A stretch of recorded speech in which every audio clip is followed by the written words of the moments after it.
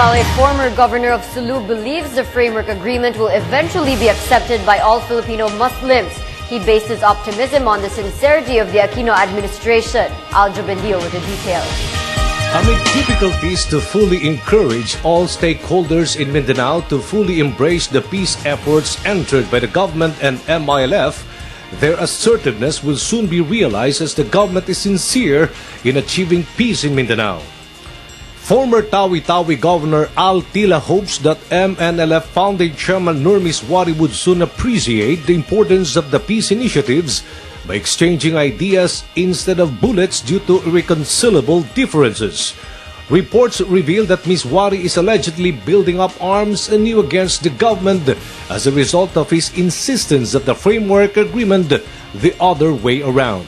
Ang sincerity ng gobyerno, ang commitment ng gobyerno, yan ang mahalaga. Kasi if it's purely rhetoric, walang mangyayari talaga dyan. At makikita rin ng mga tao na talagang walang patutunguhan. But with what the commitment of the President was, he was listening tightly to the deliberations, siguro may pag-asa tayo.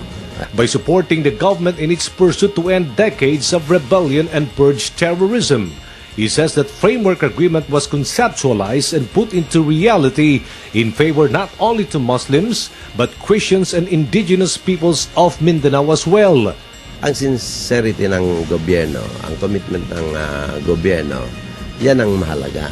Kasi if it's purely rhetoric, walang mangyayari talaga dyan. At makikita rin ng mga tao na talagang walang patutunguhan. But with what the commitment of the President was, he was listening tightly to the deliberations, siguro may pag-asa tayo.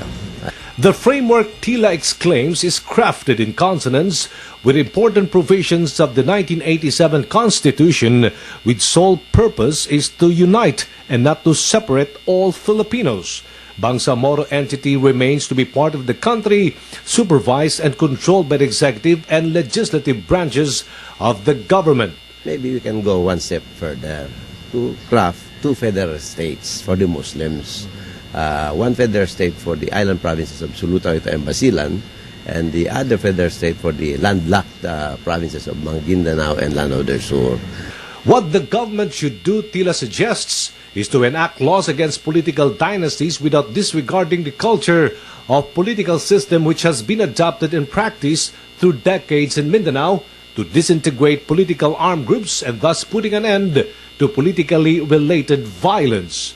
Since the inception of the electoral process, clanis kami just like I think some regions in the country are also clanis. So may tendency na, it's not really developing dynasty, parang succession, parang ganon. For the People's Television Network, Aljo Bendijo.